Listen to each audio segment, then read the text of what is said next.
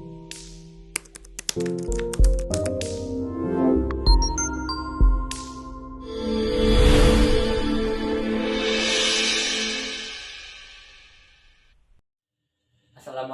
warahmatullahi wabarakatuh. Selamat siang Ibu. Selamat siang. Perkenalkan Bu, saya Van Fadil, mahasiswa Ilmu Kesehatan Masyarakat Universitas Andalas. Kali ini akan mengadakan penyuluhan mengenai herpes genitalis, yaitu salah satu penyakit pada bagian reproduksi. Maaf Ibu, sebelumnya saya berbicara dengan Ibu siapa? Ya, saya dengan Ibu Lia. Baik, Ibu Lia, salam kenal. Saya juga mengucapkan terima kasih kepada Ibu Suci Maisyah Nasution selaku dosen pengampu mata kuliah dasar kesehatan reproduksi kelas A2 yang telah mempersilahkan saya untuk mengadakan penyuluhan. Baik Ibu, yang pertama kita yaitu apa itu herpes genitalis. Herpes genital merupakan infeksi organ genitalia oleh virus herpes simplex.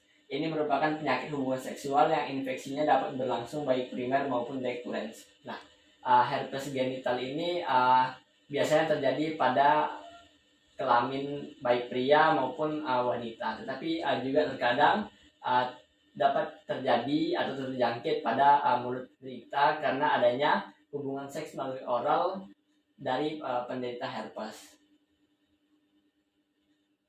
Nah, selanjutnya mengenai etiologi herpes genitalis. Nah, sebenarnya juga sudah dijelaskan di pengertian awal tadi, virus herpes genitalis ini adalah penyebab dari munculnya penyakit herpes genital.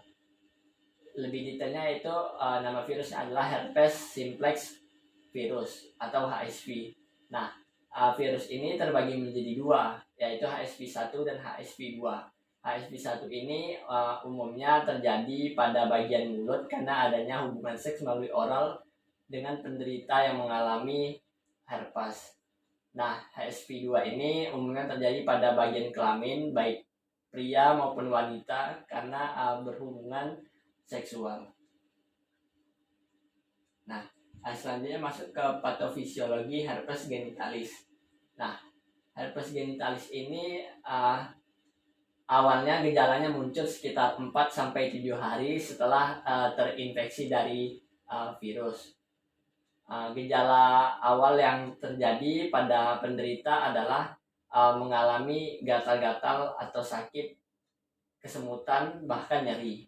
Nah, selanjutnya ini nanti muncul bercak-bercak kemerahan dan selanjutnya timbul pula nanah-nanah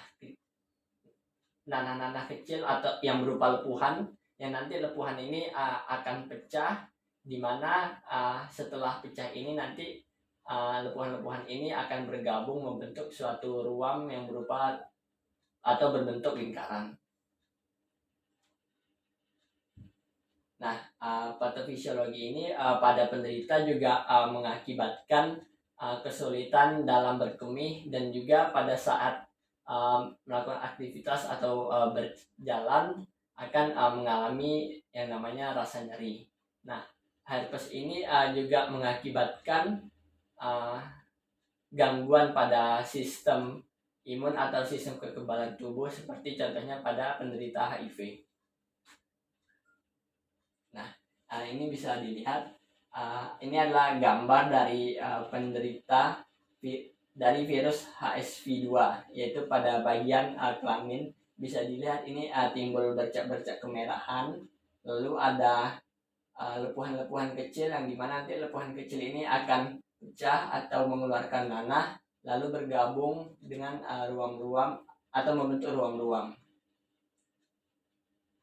Nah, selanjutnya apa sih hubungan herpes dengan sistem tubuh? Nah, bila seseorang yang mengalami atau menderita penyakit herpes lalu dia menyentuh luka atau luka cairan tersebut lalu menyentuh bagian yang lebih sensitif, misalnya di daerah mata ini kan memiliki saraf-saraf atau jika terkena itu nanti menimbulkan reaksi-reaksi tertentu. Nah, nanti ditakutkan atau efek terparah dari bila herpes ini sampai terkena pada mata, yaitu mata bisa mengalami kebutaan.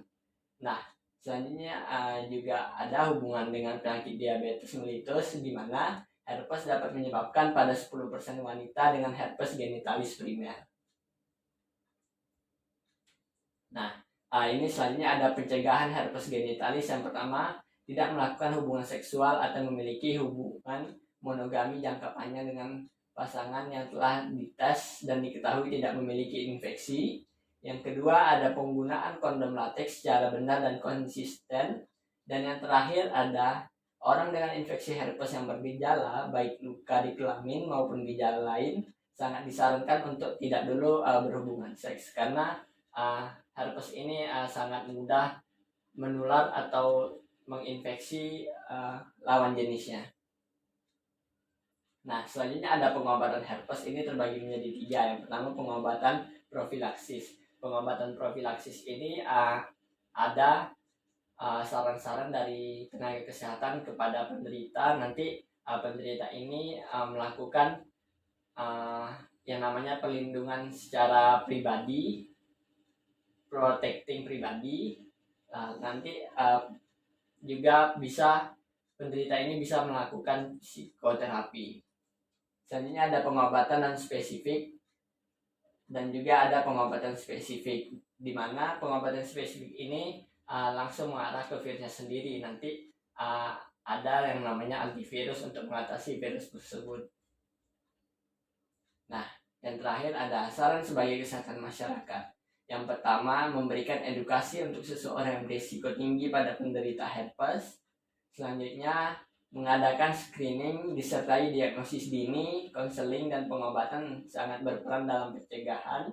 Yang terakhir adalah menjaga dan meningkatkan yang namanya personal hygiene. Dan yang terakhir adalah melakukan pengawasan atau pemeriksaan kepada masyarakat setempat secara berkala. Baik Ibu, mungkin sekian saja penyuluhan yang dapat saya sampaikan. Jika Ibu memiliki keluhan atau masalah terkait penyakit tersebut, Ibu bisa datang atau menghubungi saya secara langsung. Baik Ibu, jika ada kesalahan kata atau kata-kata yang kurang berkenan, saya memohon maaf. Saya pamit undur diri Bu. Wabillahi taufiq wal hidayah. Wassalamualaikum warahmatullahi wabarakatuh. Waalaikumsalam warahmatullahi wabarakatuh.